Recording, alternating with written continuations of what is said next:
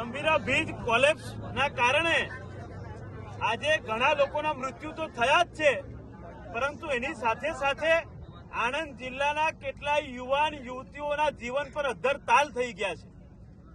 આજે સવારના સુમારે જે યુવાન દીકરા દીકરીઓ પાદરા તાલુકામાં કંપનીઓમાં નોકરી કરવા માટે જાય, એ લોકોને આખું વાસદ ગોલ ફરીને 50 થી 60 કિલોમીટરનું અંતર કાપીને જવું પડે એવી પરિસ્થિતિ હતી।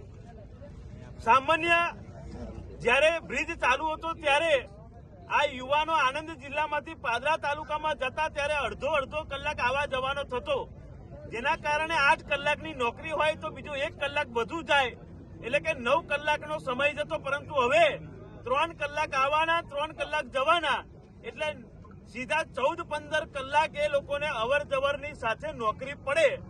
અને સરકાર દ્વારા કોઈ પણ પ્રકારનું ભથ્થું કે કોઈ પણ પ્રકારનું પગાર વધારો કરી આપવાની સૂચના કોઈ પણ કંપનીને નથી આપવામાં આવી, ત્યારે આ બધા જ કર્મચારીઓ આજે આણંદ હાઈવે પર અત્યારે બેઠા છે, ધરણા પર બેઠા છે।